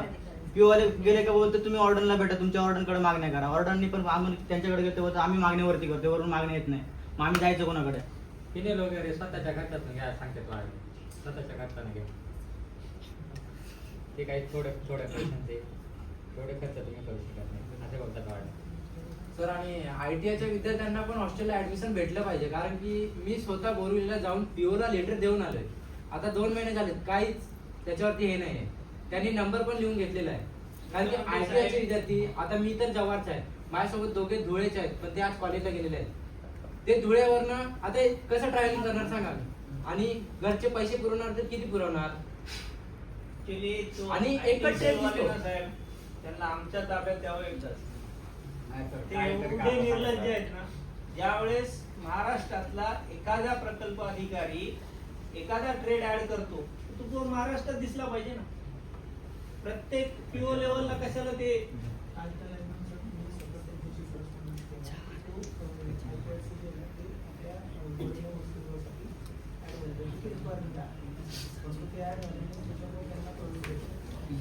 सर 1 इयरचा नाही भेटलं तरी चालेल, पण 2 इयरच्या याला तरी पाहिजे ना. आम्ही ते पीओ लेवलला ठेवूच नका ऍड करायचं. एकदा कारण की आम्ही कॉलेजमध्ये लेटर देऊन तिथे गेलेलो आहे. विषय असतो कसा साहेब, ITI मधले संपूर्ण ट्रेड, ते ट्रेड ऍड झाले पाहिजे ना. 1 वर्षाचा तुम्ही नाही करत, ITI म्हणून तुम्ही देत नाही, ज्युनियर कॉलेज म्हणून ITI वाल्यांना प्रवेश देता. ठीक आहे, पण ते ट्रेड तरी दिसायला पाहिजे. आणि ते IT वाल्यांना टोटल महाराष्ट्रातले कॉलेज ऍड केले पाहिजे जेवढे काही गव्हर्नमेंट अप्रुव्हल आहेत. प्रत्येक कॉलेज मधले जे काही कोर्सेस आहेत ते ऑलरेडी ऍड पाहिजे वेबसाईटला. मुलांनी ऍड करावं, गृहपालांनी ऍड करावं, किंवा मुलांना तर ऍड करायला ऑप्शन नाही. मुलगा सांगणार गृहपालांना, गृहपाल म्हणणार लेटर दे, मग त्याच्यासोबत तुझे पेपर जोड, मग ते आम्ही PO ला पाठवतो. मग PO साहेबाचा क्लार्क नाशिकवाल्या त्या IT सेलच्या साहेबाला सांगणार, त्याचा चोरा इथे तुमच्या लेवलला करायला आम्ही सांगितलंय. मुलांनी फोन केला IT सेलला, ते सांगणार आम्हाला फोन नाही करायचा, PO ला फोन करायचा. मुलांनी जायचं कुठं? आणि प्रकल्प ऑफिस जवळ नाहीयेत साहेब. 3-3, 4-4 तालुक्याचे, 13-13 जिल्ह्याचे एक प्रकल्प कार्यालय आहेत. ती मुलं थोडी ना प्रकल्प कार्यालयात जाणार. एकदा ऍड केला एका प्रकल्पाने कोर्स तर तो सगळीकडे दिसला पाहिजे. तो मुलगा कशाला डहाणूचा पनवेलला येईल, डहाणूचं हॉस्टेल पनवेलचं कॉलेज असं थोडी होणार आहे. तिथलं कॉलेज असेल तर तो तिथलंच सिलेक्ट करणार आहे. खूप छोट्या छोट्या गोष्टी आहेत. 10-12 वर्ष गेली यामध्येच, काहीच सुधारणा होत नाही. आमच्या स्टडी हॉल मध्ये सर मोजून 4-5 खुर्च्या आहेत आणि एक टेबल आहे. आणि माहीत नाही आणि सर यापूर्वी आम्ही येऊन गेलो होतो आणि आम्ही इमारतीसाठी वगैरे अर्ज पण दिला होता, पण तुम्ही ऍड वगैरे टाकणार असं बोललो होतो, पण आणखी काही त्यावर इम्प्रुव्हमेंट नाही आहे.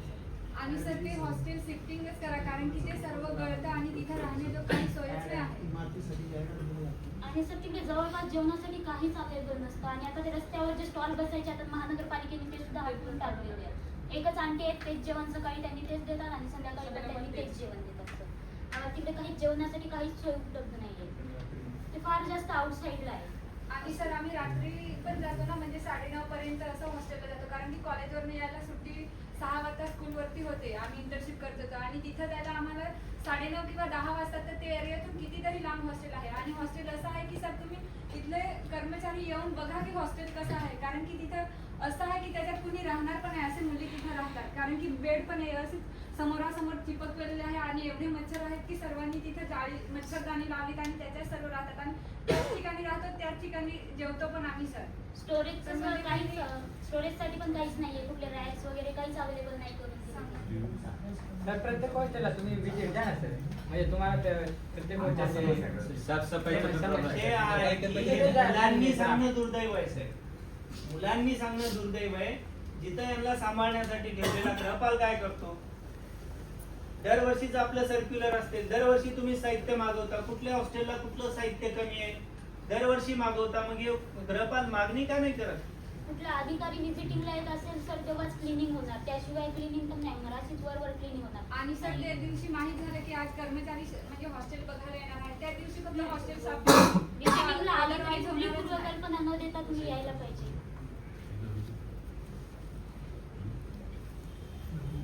सर व्हिजिट झाली तरी पण मुलांना चर्चा करण्यासाठी बोलवलं जात नाही. जर झाली तर आणि उल्हासनगर हॉस्पिटल आजपर्यंत व्हिजिट झालेली नाही एकदा. आम्ही बाळा बोलवतोय की बाबा शासनाचे कर्मचारी या, अधिकारी या, आम्हाला व्हिजिट द्या, हॉस्टेलला व्हिजिट द्या, पण अजूनपर्यंत कोणी व्हिजिट केलेली नाही. आणि जरी केली तरी पण अजूनपर्यंत मुलांना चर्चेसाठी बोलवलं जात नाही. अजून एकदा पण झालेलं नाही 4-5 वर्षात. हेल्पलाईन प्रोव्हाइड करा सर, जमले तर. हेल्पलाईन हे सगळंच आहे, तुमचं दुर्दैव आहे. काहीच चालू नाही. फक्त ते IT सेलवाल्याला बिल जातं आपलं, बाकी काहीच नाही. ते IT सेलवाले सगळं काम आपल्या डिपार्टमेंट कडून करून घेतात साहेब. पहिले हेल्पलाईन नंबर चालू केला होता, तो हेल्पलाईन नंबर नंतर PO कडे ट्रान्सफर करून टाकला. पहिली एक वेगळी ईमेल ID होती सपोर्ट म्हणून, ही ईमेल ID पण चेंज करून टाकली, PO लेवलला पाठवून दिली. ते IT सेल करतंय का? सर आम्ही लास्ट टाइम इकडे आलो होतो अर्ज देण्यासाठी. आम्ही PO ऑफिसला न येता डायरेक्ट इकडे आलो होतो. तर त्या मॅमने आम्हाला वैयक्तिक बोलवून घेतलं आणि म्हणजे जेवढे स्टुडंट आले होते ना त्यांना वैयक्तिक हॉल होतं का सर? मॅडमला काढून टाका. मॉडर्न लोक ना तर जे विद्यार्थी मोर्चा वगैरे येतात ना, हक्क मागायला दाबतात त्यांना. आम्ही आमचा हक्क मागायचे नाही का? आता कल्याण हॉस्टेलच्या पण विद्यार्थ्यांना पर्सनली त्यांना नाही का जाऊन शांत करायला सांगितले PO ऑफिसरनी. असं का बरं? आणि तुमच्या तिथं कोणी ऑफिसरनी फोटो पाठवले ते हे मुलं आले ते बघा, त्याची माझी इथे परत आहे. नावं लिहून दिले सर, नावं लिहून दिले मुलांना तुम्ही कसे ताब्यात ठेवा म्हणून. आणि मॅमनी काल नोटीस काढली का हॉस्टेल करून कुठल्याही स्टुडंटला मोर्चाला जाण्यासाठी आलो नाहीये, ज्यांना जायचंय त्यांनी घरी जा, घरून जा, किंवा मग आम्हाला काय कॉलेजकडनं मुख्याध्यापकाचं लेटर द्या, घरी कॉल करून द्या, म्हणजे आम्हाला बाहेर त्यांनी जाऊ देत नाहीत. मोर्चाला चलेत म्हटलं त्यांनी दाबायला सुरू केलं स्टुडंटला. त्यांनी डायरेक्ट नोटीस काढली आणि साईन करायला सांगितली त्यावरती. स्टुडंट कुणीच नाही आले. त्यामध्ये मॅडम पहिलेही पनवेल हॉस्टेलला होत्या, त्यांची मानसिक स्थिती बिकट आहे. ते मुलांना कुठल्याही प्रकारचं मुलींना कॉपरेट करत नाही. ज्यांना पालक म्हणून बसवलेलं आहे त्या मुलांचे आई वडील गावी राहतात, त्यांचं पालक म्हणून हे गृहपाल असतात. तेच जर असे वागत असतील तर काय करणार? कुठली त्या जर तक्रार मॅडमवरती असेल, तुम्ही त्यांनी काही ऍक्शन घ्या. तक्रार केली तर त्यांनी कधीच त्या तक्रारीवर हे करणार नाहीत की बाबा सोल्युशन काढतील. कधीच नाही असं झालेलं. आम्ही तक्रार करतो, मॅम ठीक आहे म्हणतात आणि जातात. मग काय बोललं जातात, माझे हेल्थ इश्यूज आहे, बीपी वाढतं, हे वाढतं, ते वाढतं. सारखं चार्जर चोरी जाणं, पैसे चोरी जाणं सुरूच असतं. सर, मीरा भाईंदरचे जे हॉस्टेलचं आवार आहे तिथं बाहेरून मुलं येतात आणि गांजा सिगरेट वगैरे फुकतात. त्याच्यावर अजून काही म्हणजे झालेलं नाही. ते हॉस्टेल जे आहे हॉस्टेलच्या सिगरेट गांजा वगैरे बाहेर आणि सगळे जे पत्रे वगैरे आहेत ते सगळे फोडून टाकलेले. फोडून टाकलेले. आणि बाहेर खिडक्या वगैरे त्याच्यात दगड वगैरे मारतात मुलांना. त्याच्यावर काय होईल का? तो एरिया खराब तो आहे. इंडियन एरिया आहे आणि तो आपण त्याला लक्ष पण त्रास ठेवलाय दिवसाला पण इथं लक्षात तुमचं जे मुद्दा आहे त्याच्यावर सोडून पोलीस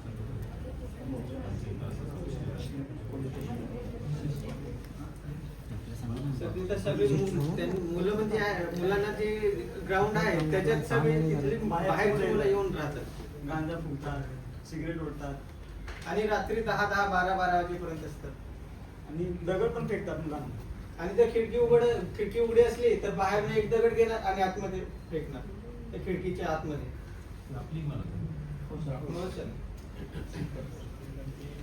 गेट कंपाऊंड वगैरे काय आहे का नाही? कंपाऊंड आहे, कंपाऊंड आहे. येतात मुलं बाहेर. कंपाऊंड वरून येतात. कंपाऊंड गेट ओपन असतं ना सर. गेट ओपनच असतं. शिपाई कोणी नाही. शिपाई नाही. किरकोळ प्रॉब्लेम आहेत साहेब. गृहपाल लेवलला पीओ लेवलला संपायला पाहिजे आम्हाला.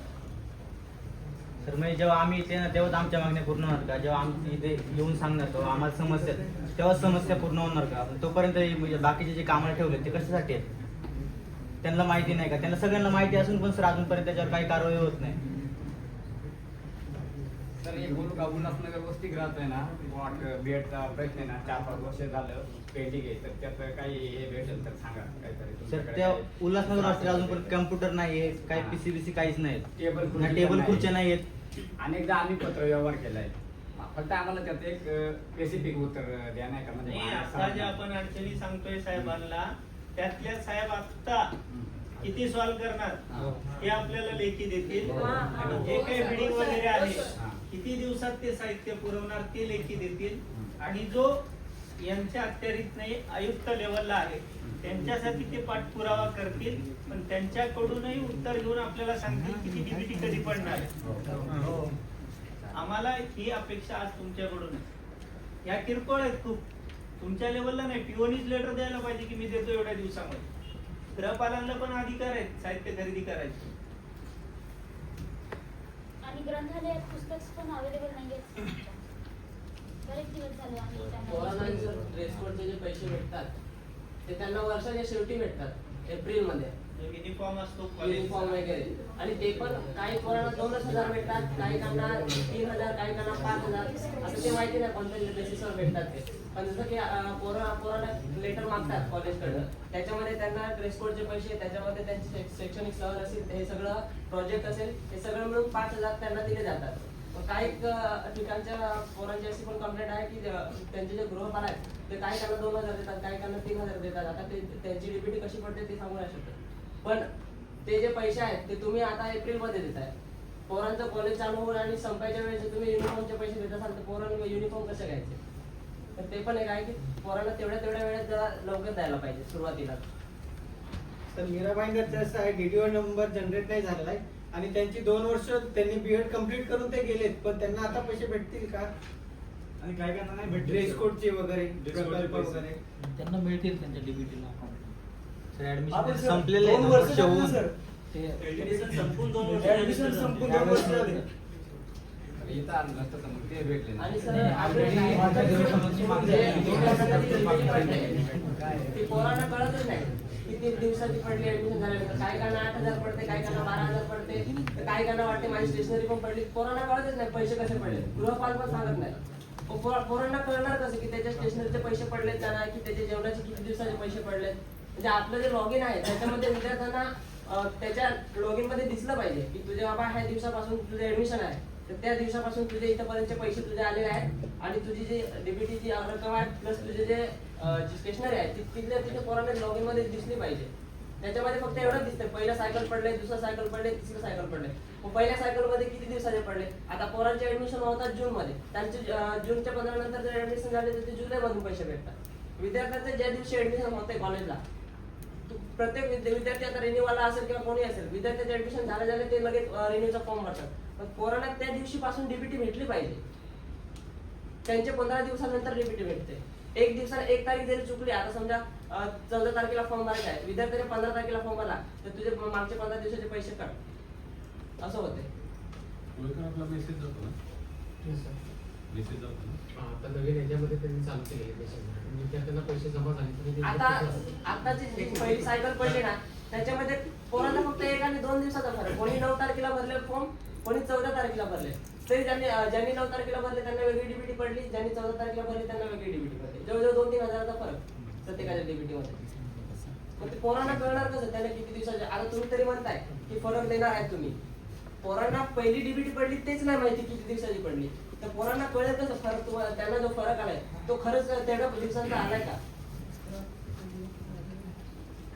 आणि सर कोणती स्टुडंट आजारी असेल तर मॅम रिस्पॉन्सिबिलिटी नाही घेत, घरी कॉल करतात आणि या स्टुडंटला घेऊन जाऊन टॉर्चर करतात.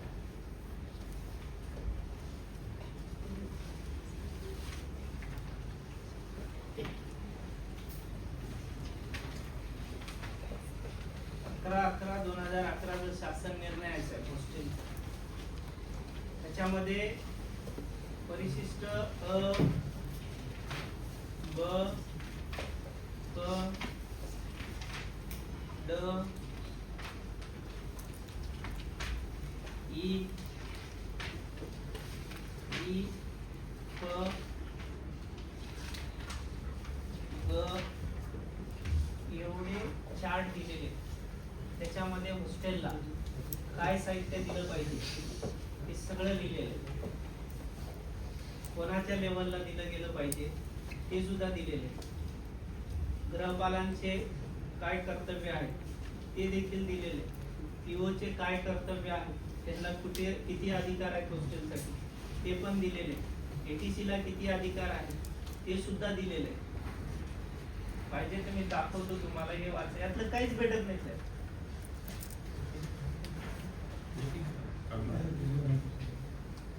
हे जे मुलं सांगतायत ना याच्या बाहेरचं काहीच नाहीये.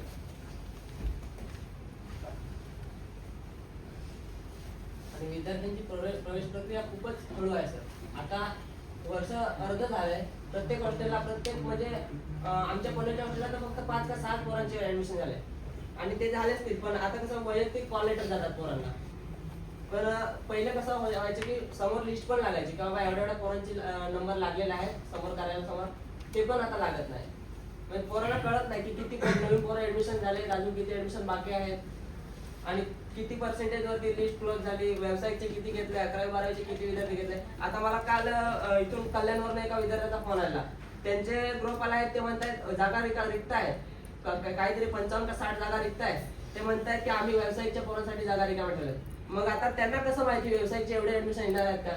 त्या पोरांचे ते MA चे पोरं आहेत, तिथलाच विद्यार्थी आहेत, माझे विद्यार्थी आहेत, त्याचे ऍडमिशन होऊन त्याने हायर PG ला घेतलं ऍडमिशन. तर त्या विद्यार्थ्यांना आता त्यांचं कॉलेज चालू झालंय पण तरी त्यांचे फॉर्म भरून त्यांचे ऍडमिशन होत नाही. आणि ते म्हणतायत की आम्ही व्यावसायिक वाढीची वाट बघतोय. पण आता कोणाला माहिती व्यावसायिक वाढ किती येणार आहे आणि काय. एक आकडा तर पाहिजे ना. त्यांना तेवढा आकडा तर आपल्याला पण होतो की तुमच्या ज्या हॉस्टेल आहेत त्या एरियामध्ये किती कॉलेजेस आहेत. दरवर्षी तुम्हाला आपल्याला माहिती असते की दरवर्षी व्यवसायाचे एवढे ना एवढे पोरं येतात, पण अजून पोरं आलेलीच नाही. तर जे पोरांचे ऍडमिशन झाले त्यांची काय अडवणूक होते, त्यांना त्रास होतोय ना शिक्षणासाठी जाण्यासाठी.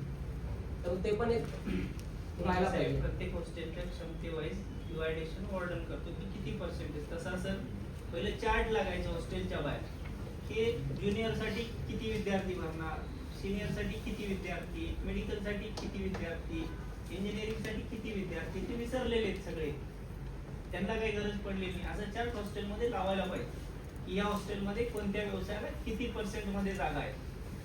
ते पण नाही तर नाही, तोच चार्ट जर आपल्या वेबसाईटवर आला हॉस्टेलच्या तरी बेटर राहील.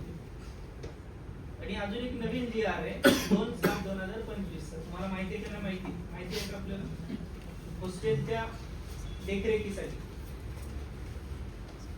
जनजाती छात्रावास विकास समिती ही प्रत्येक हॉस्टेलला गठीत करायची. लेटेस्ट जी आर आहे नवीन. या जी आर मध्ये कमिटी गृहपाल लेवलला हॉस्टेलमध्ये तयार करायची. पालक प्रतिनिधी निवडायचे. त्यामध्ये पालक हा त्या कमिटीचा अध्यक्ष असेल, दुसरा पालक त्या कमिटीचा उपाध्यक्ष असेल आणि 3 पालक प्रतिनिधी सदस्य असतील. गृहपाल त्याचा सदस्य सचिव असेल, 3 विद्यार्थी सदस्य असतील. ह्या कमिटीने दर आठवड्याला हॉस्टेलमध्ये मीटिंग घेऊन काय स्वच्छता आहे, काय प्रगती आहे, काय व्हायला पाहिजे, काय चेंजेस व्हायला पाहिजे, हे सगळे याच्यामध्ये दिले. तोही जी आर आपण अजूनही लागू केलेला नाही. हा जी आर झालाय जुलैमध्ये.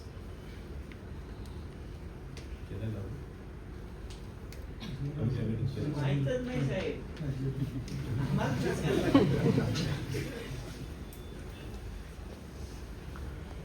जी आर फक्त वेबसाईटलाच आहे.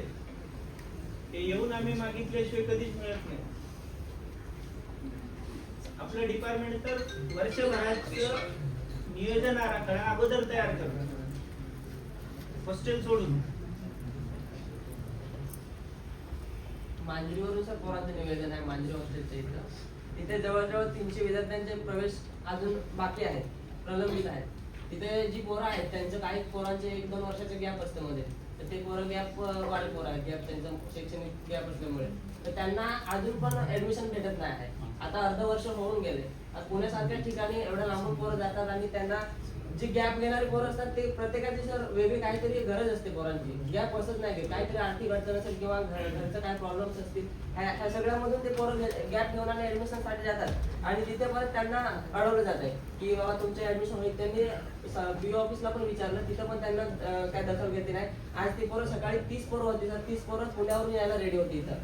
पावसामुळे ते येऊ नाही शकले, पण त्यांनी व्हॉट्सअपच्या ह्याच्यात निवेदन पत्र पाठवले, तर त्याच्यावर पण थोडं काहीतरी बघावं. जी मुलं सांगतात ना साहेब, या जी आर मध्ये स्पष्ट लिहिले वसतिगृहामध्ये पुरवण्यात येणाऱ्या सोयी सुविधा दर्जा उत्तम राखण्याच्या अनुषंगाने तसेच वसतिगृहातील कामकाज देखरेख ठेवण्याकरिता प्रत्येक वसतिगृह अंतर्गत जनजाती छात्रावास विकास समिती स्थापन करण्यात यावी. हे जर स्थापन झालं असतं तर पालक गृहपाल यांची मीटिंग झाली असती, या सगळ्या अडचणी कळाल्या असत्या गृहपालाकडून, PO ला कळाल्या असत्या, PO मार्फत त्या सोडवल्या गेल्या, पण कोणीच ऍक्टिव्ह नाही.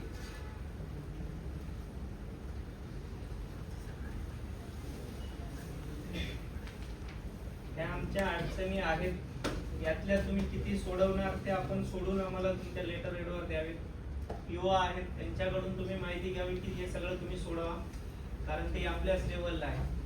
तसं तुम्ही आम्हाला लेखी द्यावं आणि जे काही आयुक्त लेवलला आहे आयुक्ताला तुम्ही लेखी पत्र काढावं, IT सेलला पत्र काढावं, त्याची एक कॉपी आम्हाला द्यावी. मग आम्ही इथून जायला मोकळे. तुम्ही आपण आता तुमच्या लेवलला आम्ही सांगितलेल्या किती अडचणी सॉल्व्ह करणार ते आम्हाला सांगावं. अजून एक मुद्दा आहे का, आपली जी स्कॉलरशिप असते ती कॉलेजला आपण भरायला लागते का? ते काय त्याचं जी आर असं आहे सर का इथे जी आर मध्ये 17 जानेवारी 2022 जी आर आहे सर. तर त्याच्यामध्ये फी जी घेण्यात येते ना ती 16 मुद्द्यांमध्ये घेण्यात येते की प्रवेश फी, प्रयोगशाळा, ग्रंथालय शुल्क अशा 16 मुद्द्यांमध्ये सर फी घेता येते सर. तर कॉलेजेस ना एज्युकेशन डेव्हलपमेंट फंडच्या नावाखाली एक्स्ट्रा फी घेते आणि ती फी आपले महाडीबीसीला जे आपण मेन्शन करायचे असते ना त्याच्यामध्ये एक तर 0 करायला लावतात, नाही तर मग त्याच्यापेक्षा कमी फी भरायला लागते. मग येणारी फी ही कॉलेजला जात असते. मग याच्यावरती आम्ही कॉलेजवरतून पण माहिती मागितली आरटीआय कॉलेजने दिली नाही. आम्ही पीओला पण आरटीआय टाकला, पीओला पण दिलेला नाही आम्हाला कॉलेज करणं द्या म्हणून. मग याच्यावरती काय कारवाई करते? कारण GR मध्ये असं सांगितलंय की जर सगळं महाविद्यालयाच्या प्राचार्यांना जे जास्त फी घेत असेल तर प्राचार्यांना जबाबदार धरण्यात येईल. मग जर कॉलेज आम्हाला जर फी जर विद्यार्थ्यांची कमी भरायला लावते, ही विद्यार्थ्यांची होणारी फसवणूक कशात? याच्यावरती काय ऍक्शन घेता येईल? आम्ही पीओला पण कळवलेला, कॉलेज आम्हाला याच्यावर काहीच रिप्लाय देत नाही. ऍक्च्युली काय साहेब, ते जी वेबसाईट आहे त्या वेबसाईट वरती मुलांनी जर 0 फी केली तर आपल्या डिपार्टमेंट कडून जी स्कॉलरशिप जाते ती पूर्ण कॉलेजच्या अकाउंटला जाते. जर आपण त्या 0च्या जागी भरलेली फी जर टाकितली 10-15 हजार तर ती मायनस होऊन ते कॉलेजच्या अकाउंटला जातात. मग ते 15,000 जी मुलांनी भरलेली ते मुलाच्या अकाउंटला आहे. पण कॉलेजवाले खूप छान आहेत, तिथं मुलांना 0 केल्याशिवाय त्याचा फॉर्म ऍक्सेप्ट करत नाही. सर आता मी नाशिकला 3 वर्ष होतो, तर तिथे तसं 0-0 टाकायला लागले सगळे एक्सेप्ट करत नाही. डिस्ट्रीब्यूट केलेला असतो, त्याच्यामध्ये दिलेलं असतं की ट्युशन फी किती आहे, एक्झाम फी किती आहे आणि डेव्हलपमेंट चार्जेस वगैरे सगळे दिलेले. आम्ही ऑलरेडी अर्ज दिला होता, त्यांनी आम्हाला आश्वासन पण दिलं नाही का परिपत्रक देतो काढतो आम्ही, अजून पण आम्हाला काही परिपत्रक काही पाहायला भेटलं नाही, काहीच नाही. आता आम्ही कुठलीच ऍक्शन होत नाही. आणि सर मी आहे ना 0-0 टाकलं होतं त्याच्यावरती, नाही भरलेली फी टाकली होती, तर माझ्याकडून त्यांनी वसूल केली कॉलेजवाल्यांनी. माझ्याकडून प्लस 4,000 रुपये घेतले त्यांनी माझ्याकडून. मुलं गव्हर्नमेंट कोट्यातून लागतात. गव्हर्नमेंट कोट्यातून लागल्यावर स्कॉलरशिप मध्ये जर आपण 0 फी टाकली तर कॉलेजला आमची फी 0 आहे ट्रायबलची. ट्रायबलला पैसे भरायची गरज नाही. पण तुमचा शासकीय कोट्यातून जरी प्रवेश झालेला असेल तर कॉलेजची पूर्ण फी पहिली दिली तरच तुम्हाला कोट्यातून ऍडमिशन भेटणार.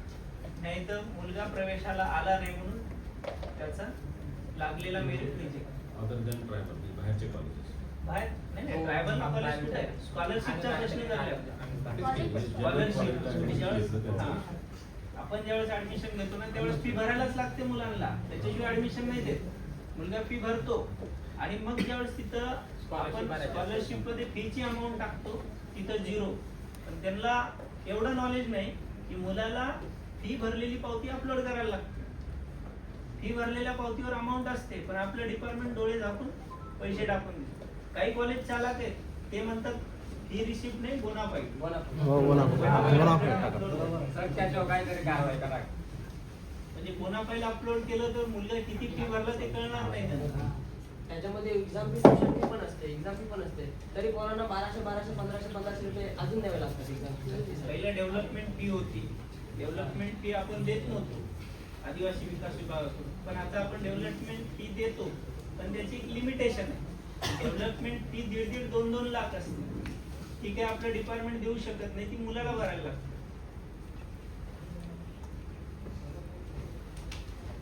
आणि जे मागच्या पोराचे स्कॉलरशिप आहे त्याच्यावर पण काहीतरी स्पष्टीकरण द्या. पोराचे पूर्ण महाराष्ट्रभरातून आहेत प्रॉब्लेम.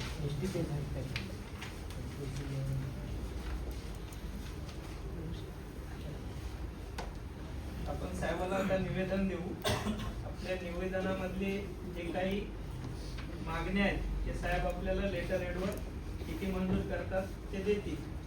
मी या निवेदनासोबत सगळे GR लावून देतो साहेब.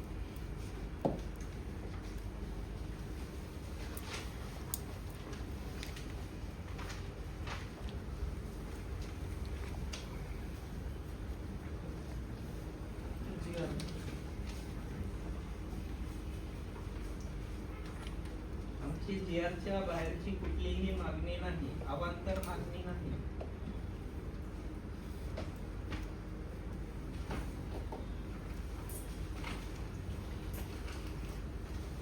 सगळ्यात मोठा प्रश्न म्हणजे तो कोटाचा. ही जी वाढीव DBT आहे ही आम्हाला तात्काळ पाहिजे. बाकी सगळं आम्ही ऍडजस्ट करू, पण आम्हाला जे जेवणाचे पैसे आहेत ते तात्काळ मिळाले पाहिजे. कारण त्याच्यामुळे उपासमारी होते आणि शासनाचं धोरण आहे वसतिगृह चालू करण्यामागचं की यांना सगळ्या सोयी मिळाल्या पाहिजे. जर पोटाची सोय होत नसेल तर मग आपल्याला लास्टला पर्याय उरतो ते हॉस्टेल बंद करून टाका, आम्ही आमच्या घरी जातो, आम्ही शिक्षण घेत नाही, आम्हाला आदिवासी विकास बी नको आणि भकास पण नको, हॉस्टेल पण नको. पण निवेदन देऊ या काही मुली या मुलं या